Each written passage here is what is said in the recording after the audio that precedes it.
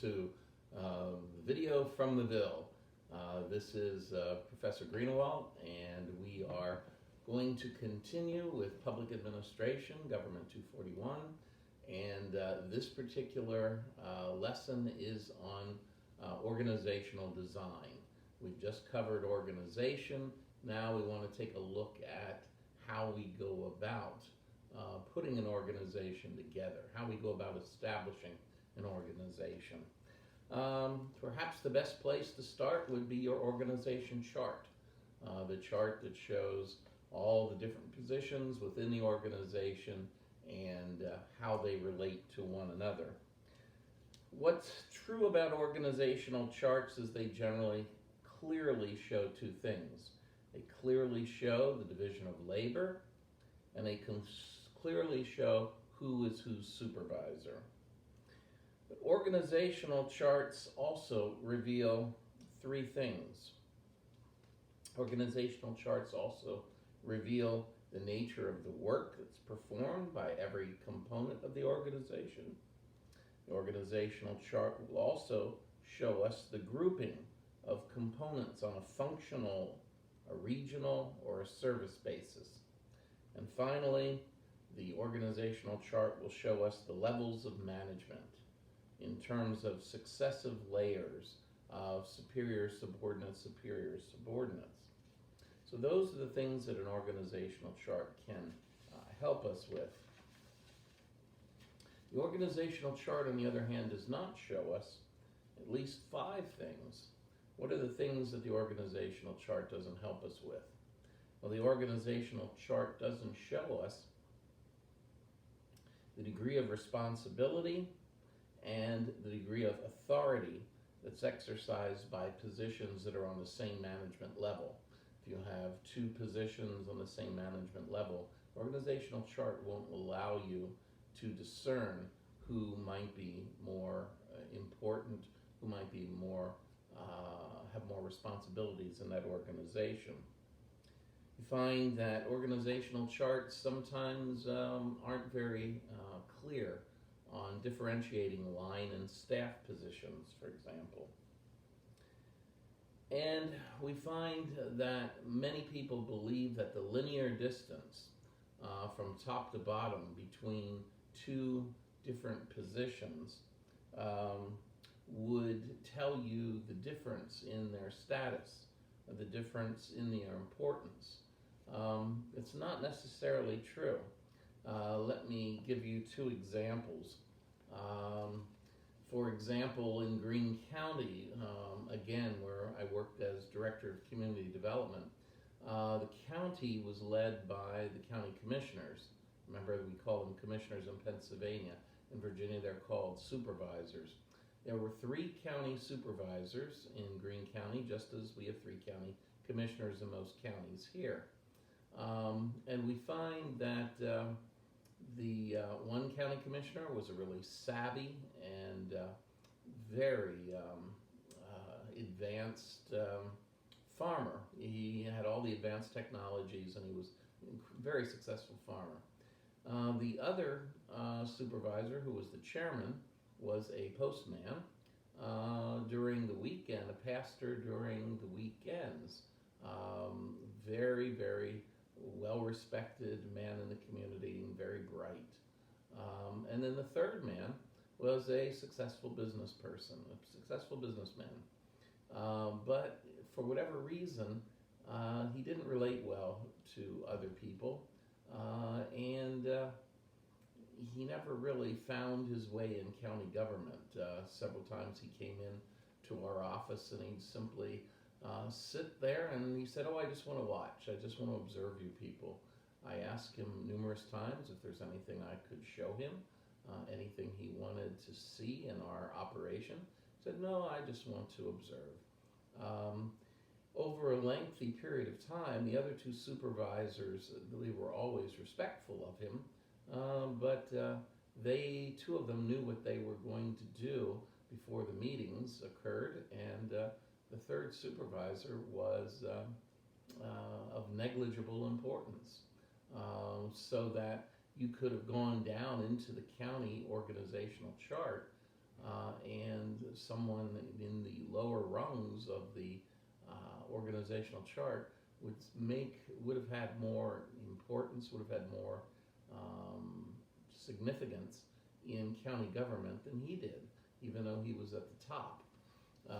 Another story of the same type is when I worked in the Senate, we had the Senate administrator who would park every day in the garage and walk in through the basement of the Capitol building. And every day he would talk to someone who worked in the Xerox room. This gentleman's job was simply to make sure that the Xerox machines had paper. But what was interesting is he was a Yankee fan, and so was the administrator a Yankee fan. And consequently, they formed a bond over the Yankees, and soon the gentleman in the Xerox room was telling him all the gossip and everything that was going on in the bowels of the Senate and the bowels of the Capitol. And that was very good for the administrator to have an idea of all the goings on. So in a short period of time, we find that gentleman in the Xerox room was far more influential in the Senate than were people in the middle or some people that are towards the upper echelons of the Senate. So the linear distance from the top of an organization doesn't necessarily show us the level of responsibility or clout that position has. What else? And hand in glove with that, as with talking about the Senate administrator and the Xerox, the employee in the Xerox room, you find that doesn't show, organizational charts will not show us lines of informal communication. That story was a line of informal communication. Organizational charts don't reveal that. And therefore, organizational charts don't show us the informal organization in any situation either. The informal organization of any structure simply shows you those positions that have clout, those positions that have influence. Here we go back to the story about the county commissioner. He was not very important in the informal organizational chart of the county. Well, how do we go about organizational design? What should we do? Well, the process begins first and foremost with simply a review. We have to go and determine what the goals of the organization are. So we look and we determine what the organizational goals are first. You want to do this by also determining what are the key activities of the organization. Once we know what the goals of the organization are, what are those key activities to help us realize those important goals? Now, we find that all organizations tend to have 4 different sets of activities. We have top management activities, we have results producing activities, we have results contributing activities, and we have hygiene and housekeeping activities. So there are 4 different levels of activities, 4 different types. What are the top management activities? Well, the top management activities would be, for example, handling external relations between the organization and its external environment, whether that be interest groups, the press, the public. You find that a top management activity would be deciding upon, determining, reflecting upon the organizational mission. What is the organization designed to do? Top management activities would be involved with making the major decisions that the organization confronts. And lastly, a very important top management activity is building the human capital of the organization. In other words, who do you hire and who do you fire? Remember, any organization can only do the things that its members can do. And therefore, when I built the Policy Development Research Organization from 4 analysts to all the way to 20 analysts, you find that we went through a long hiring period, and I would spend at least an hour and a half interviewing each and every applicant. We not only had them involved with this very thorough interview process, but then they had to bring along 20 pages of their writing samples, and they had to then go into a room with a chapter of North and Miller, and they had 1/2 hour to read a chapter of North and Miller and to do a quick critique, written critique, a summary and critique of that. So we wanted to be sure that we were getting the right people that could do a good job. Well, the second type of activity are results producing activities. These are line activities, right? Doing the job of the organization. The third activity, results contributing activities, are staff activities, such as advising, such as training, such as legal research. And the fourth and final activity, if it's not segregated out from the other activities, will never be done, and that's hygiene and housekeeping. You need a separate set of individuals to perform those tasks, or they simply will not be done.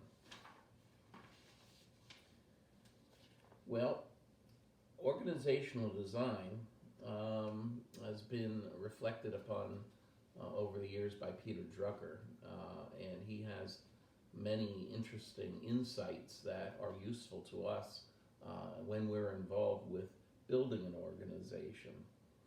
He tells us a little bit about what should the relationship among different activities of the organization be. Well, first of all, he tells us that results producing activities should never be subordinated to results contributing activities. Results producing activities should never be subordinated to results contributing activities, or even more broadly, non-results producing activities. So we don't want to subordinate results producing activities to any activities that are non-results producing. Secondly, he tells us that support activities should never be mixed up with results producing activities. That was secondly. Thirdly, he tells us that top management activities are incompatible with all other activities. If you're involved with top management, you really have to restrict yourself to that. If you try to engage yourself with staff or line activities, you're going to get waylaid and not do a good job. Fourthly, we find advisory staffs. Peter Drucker believes that the advisory staff should be kept few in number, small in size, and they should never be involved with operations. Fifth and finally, as I mentioned before, the hygiene and housekeeping activities should be kept separate from all other work. It's interesting, do you know who performs the hygiene and housekeeping activities, for example, in Japanese schools? Well, in Japanese schools, that work is performed by the students. The students maintain the cleanliness of each and every classroom in the school. It's an interesting dynamic, isn't it? Well, where should our decisions be made? Any organization has to decide where the organizational activities, decisions, should be made. We find that, say that you are the leader of a patrol, you're in a rice paddy, you're in South Vietnam during the late 1960s, and you're attacked by a Viet Cong unit. You believe that you're overwhelmed and you're going to need air support. Where should that decision be made as to whether or not air support is given to you? Well, you would guess that the decision should be made as close to the scene of action as possible. And that's true. We find, however, that, for example, in Vietnam, patrols needed air support, and air support decisions needed to be made. They were made about a quarter of the globe away. They were made in Honolulu at the offices of the Navy in Honolulu when the fighting was going on in Vietnam. We need to make organizational decisions as close to the scene of action as possible, yet these decisions should be made high enough in the organization to ensure that all affected activities in the organization are fully considered. So in the case of the rice paddy and the patrol being ambushed in the rice paddy, we'd want to not have that patrol leader determine whether or not air support could be given, but perhaps the leader of that contingent of troops just behind the front line would be the perfect figure to make that decision. Well, this leads us to, just as we find that successful leaders are effective leaders, successful organizations are effective organizations. What do all effective organizations share? All effective organizations really need the following to fall into this category. To be an effective organization, it must have clarity, it must have flexibility, and it must have simplicity. One should be able to look at the organizational chart and clearly understand how the organization is set up. The organization should be flexible in terms of accomplishing its mission and reacting to differing circumstances. And thirdly, the organization should have a degree of simplicity to it. Many organizations are over-organized. How do we know over-organization when we see it? Well, we know over-organization when we see it by excessive procedures, too much red tape in an organization. We know over-organization when we see too many committee meetings. We know over-organization when we see unnecessary line assistants. We have way too many line assistants. Well, finally, this takes us to the question of productivity. How do we go about productivity? What is productivity? We want, of course, to have the most productive organization we can. What is productivity? It's interesting. It's not very hard to define. Productivity is nothing more than output divided by input. Output divided by input. That equals productivity. Why is productivity important? Why is productivity important in the public sector? Well, number one, if we have declining levels of productivity, that will contribute to inflation within society. Number two, we find that increases in productivity are really the root. They're really very, very necessary for better living standards and for better environments. You find that as Milton Hershey was able to increase the productivity of his factory through more mechanization, whereas when he started, we made kisses by having a big pile of chocolate on a pallet in the middle of a room with a variety of people in white coats standing around it with putty knives, and they would take a little bit of chocolate and by hand they would form it into a kiss and they would hand wrap it. Much slower process, far less productive than having a machine come down onto a conveyor belt and shoot a perfectly formed chocolate kiss onto the conveyor belt, and that conveyor belt would take the kisses to a mechanized chain link line, and every kiss would fall onto that line, and that would take it to a wrapping machine, and it would be wrapped, they would all be wrapped individually, and then they would be bagged. I believe it's some astounding number, but Hershey, the West plant in Hershey, makes millions of kisses per day. I believe the figure is maybe as many as 5 million. Hard to believe. But increases in productivity let Milton Hershey provide better wages to his employees. And with better wages, definitely came better standards of living. The third thing that shows us the importance of productivity is when one considers that 1/5 or 20% of the American workforce is really is really part of the public sector. 20% or 1/5 of the public workforce is employees that are work for government, and therefore the growth of output is vital for the growth of the nation. How do we go about improving productivity then? There are a number of ways that we can go about improving productivity.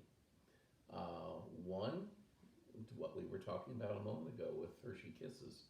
We can improve productivity by using the best and the newest technology. We can always do that. Using the best new technology. Number two, we need to be certain that we don't have financial restrictions, that we don't have, for example, earmarks in our budgetary process that might hamper our ability to be as productive as possible.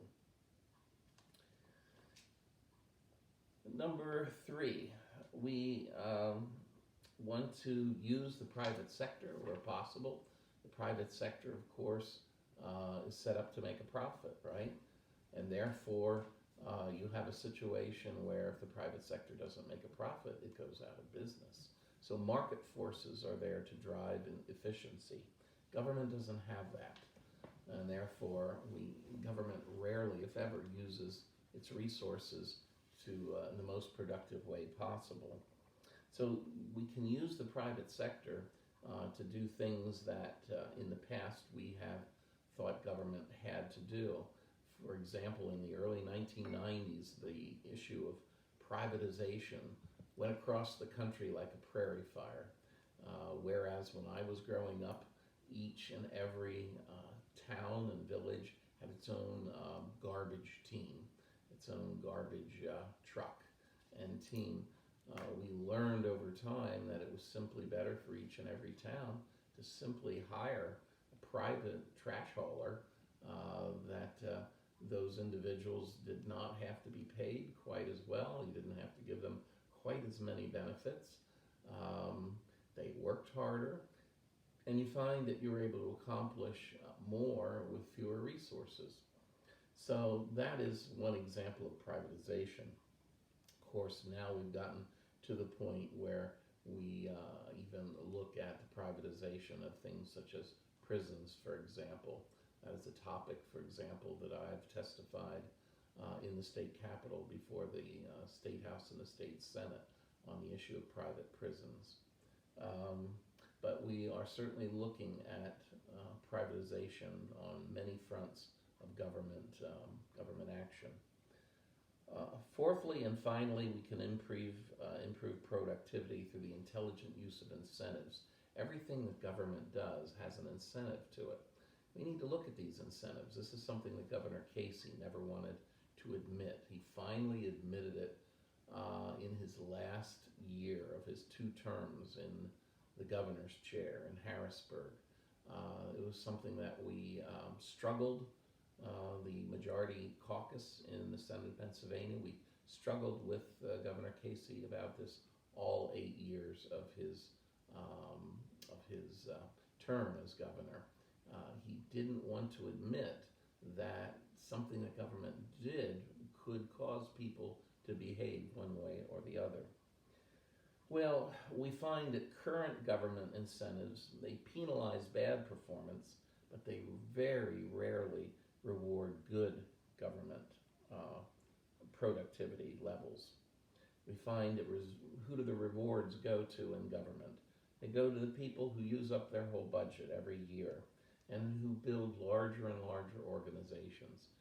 Because I left the Senate of Pennsylvania with a organization that had a much larger staff than it did when I went there, it was considered to be a great success. We weren't a great success because we had more employees. I'd like to think that we were a great success because of what we accomplished. We find that we have changes that we need to make in the public sector. We need to reward people who accomplish more with fewer resources. That is how we determine success, or we should be determining success in the public sector. So those are ways to look at improving productivity. Now, we can go on here. Let's go on for a brief moment. We want to go on to reorganization. Okay? Reorganization is linked to organizational design. So let's look at reorganization. Reorganization was never a part of public administration until the early 1970s, and then some of the first books appeared on it, and we began to think of reorganization. What are the occasions for reorganization in the public sector? One could be the growth of an organization.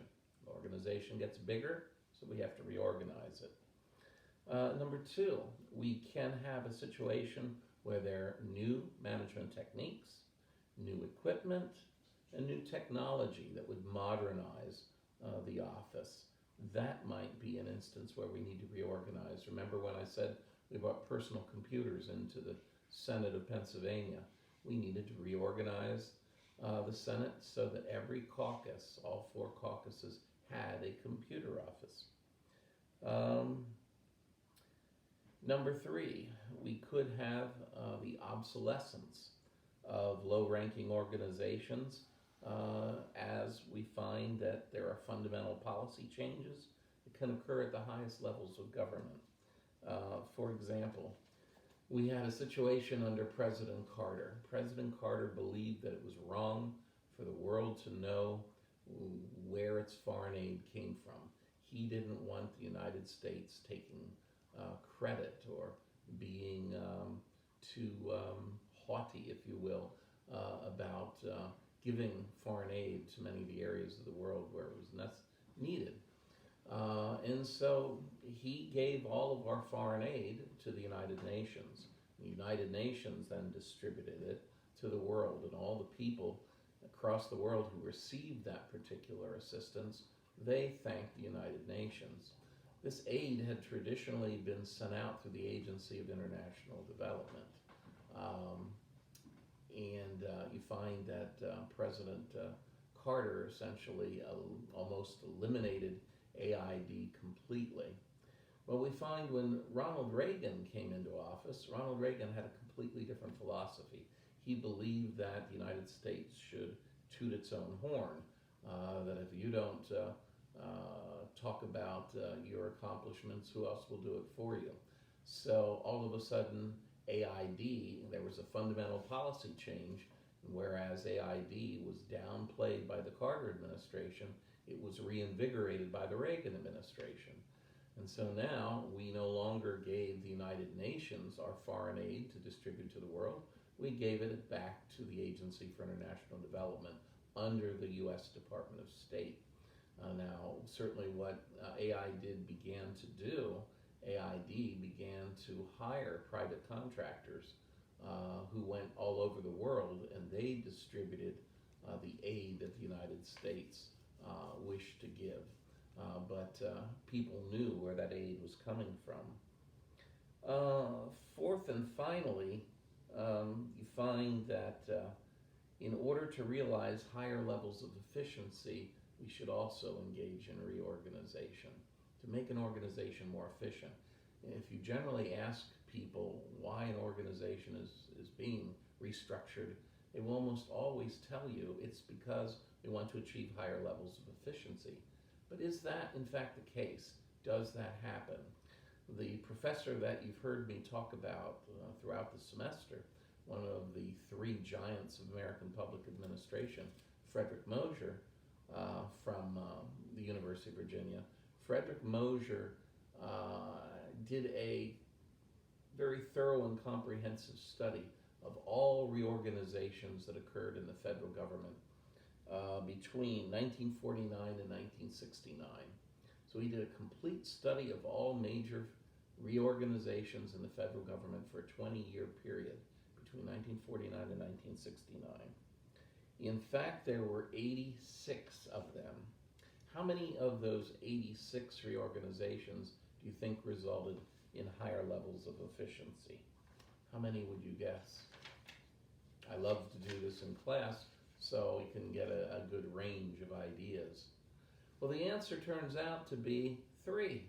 Only 3 out of 86 reorganizations that the federal government engaged in between 1949 and 69 resulted in higher levels of efficiency. Obviously, there are other things going on besides the quest for higher levels of efficiency. We find that reorganization always has political ramifications. And we ought to recognize this, and we should perhaps discuss for a moment the political aspects of reorganization. We find that no reorganization will ever be politically neutral. That's impossible. Every reorganization will have political consequences. Reorganizations are used for 4 major things. Reorganizations can be used to alter budgetary allocations of Congress. We reorganize something so that Congress will give us more assistance. Number 2, we can reorganize to kick upstairs or dump an unwanted employee.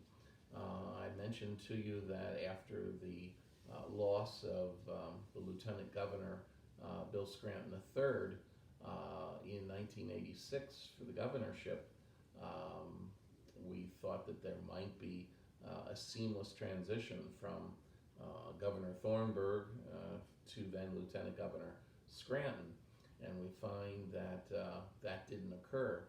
Bob Casey was the winner of that campaign, and consequently there were a whole host of Thornburg administration employees who were looking for work. Well, we hired one of them, we hired many of them in the Senate, but one that we hired had been our former administrator. He had been an administrator, but the Senate had been transformed entirely and was not the Senate that he had worked with in the past. But it turns out that he had to be given a special position in the majority leader's office because we couldn't figure out of anything that he could do to contribute to the mission of the Senate or anything that he wanted to do. So he was given a special position where every morning he looked through all the newspapers in the Commonwealth, and he would point out to the majority leader, and he would point out to the press office things that he thought were particularly important. And that went on for a year. It went on for a year before he finally returned to his home county. Fourthly and finally, we find that reorganization, thirdly, I'm skipping over one, guys. Thirdly, we can reorganize to bypass troublesome committees or subcommittee chairmen. There was one instance in my service in the Senate where we had one particular chair who was very difficult to work with. And when we put together our education reform agenda, he was not willing to come on board with one or two items of the 23 items that we had marshaled together. And they were important items, and the staff had talked to him quite a bit, but he wouldn't come on board. So finally, the President Pro Tem had to have a meeting with him and say, would you like to maintain your committee the way it is? It's very possible to break your committee in two, and then instead of having all this power over these two areas of public policy, you'll have half as much power. So he was threatening a reorganization of the committee structure of the Senate in order to reduce this chair's position, his power, excuse me.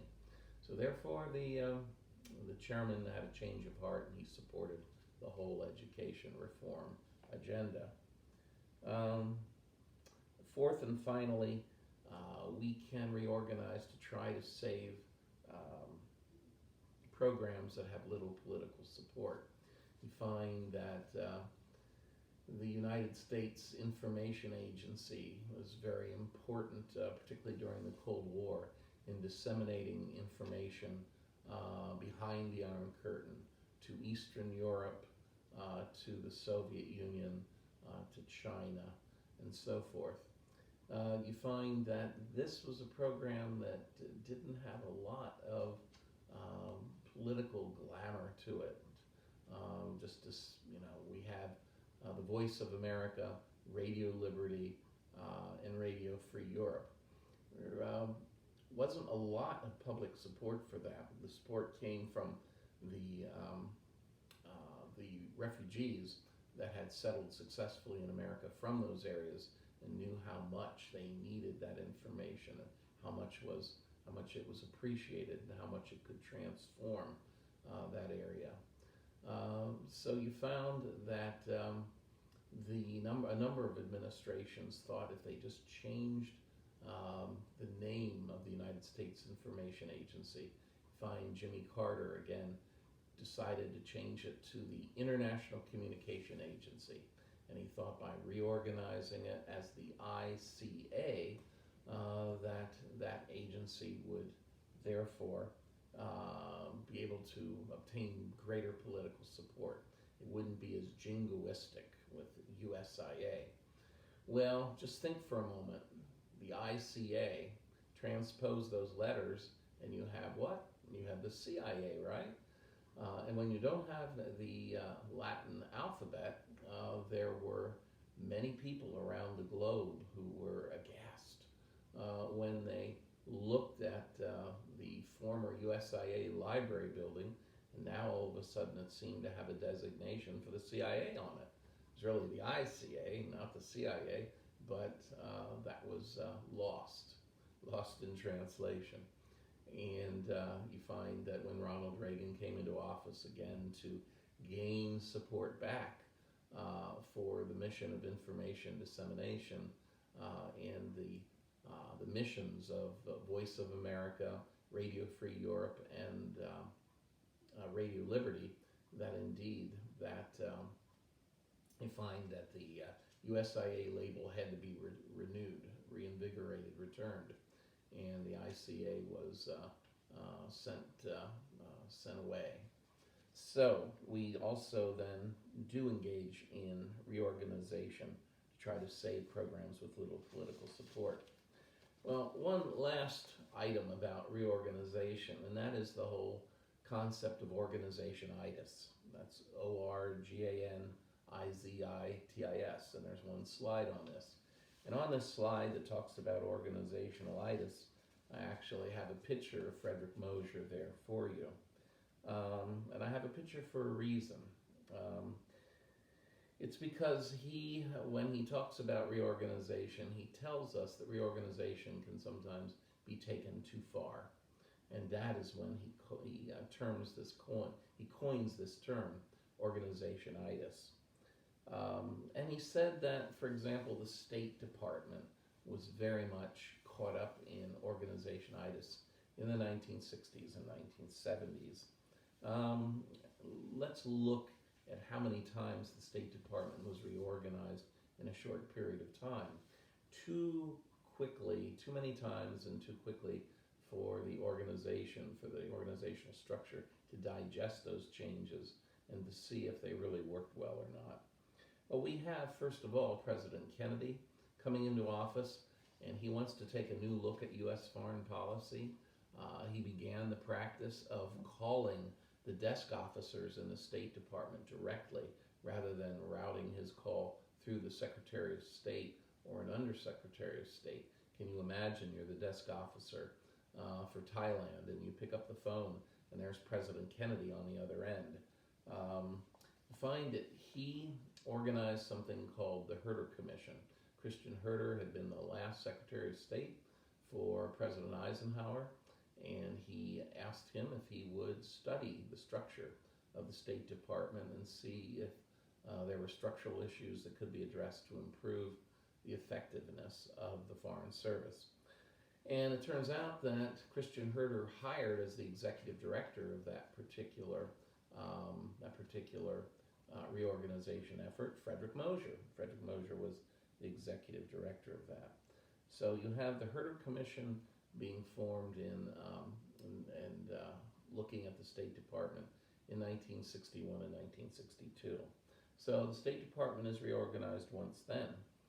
Then you have the mid-1960s have come along, and we find that many of the employees, many of the Foreign Service officers in the State Department didn't believe that the State Department was operating at peak efficiency, that they weren't being able to do the job that they could or should do. And so they took their professional organization, the American Foreign Service Association, and the American Foreign Service Association pulled from its ranks, from its membership, some of the best Foreign Service officers who studied the State Department, and the American Foreign Service Association issued its own study of the Foreign Service and the State Department in America. And that product was called Tour de Modern Diplomacy. Tour de Modern Diplomacy. And the Johnson administration took a good hard look at it and adopted many of those recommendations. Well, of course, after President Johnson, we have President Nixon, whose most interesting subject matter, of course, was always foreign policy. And he had a great skill in this area. So he's intensely interested in improving the effectiveness and the efficiency of the State Department and of American foreign policy. So we find that what he does in his first administration is he has the State Department put together another task force, not the American Foreign Service Association this time, but the State Department pulled together a group of Foreign Service officers that studied the State Department, put out a new study with new reorganizational recommendations. And this study was called Diplomacy for the 1970s, and the Nixon administration adopted that. Well, President Nixon is reelected in 1972, and in 1972 then he wants to go further, and he appoints the former U.S. ambassador to Turkey, Ambassador Murphy, and he asks Ambassador Murphy to please head up a task force to again study the State Department, study the Foreign Service, and to see if there weren't additional ways to improve it. And from that study came the Murphy Commission report, and most of those recommendations again then were implemented by the Nixon administration. So between 1961 and 1973, 1974, you have 4 major reorganizations of the State Department. It's simply far too many changes for any organization to digest in the course of 13 years. So be careful, be aware of organizationitis as you look at the subject of reorganization. Well, that takes us through organizational design. We are going to look next at communication, because as you design your organization, you have to decide what type of communication you're going to have and how it's going to be used. That is key in the life of any organization. So we'll take a look at examining that, and then from there we'll go to organizational theory. I'll be right back with the next lesson after this. Perfect.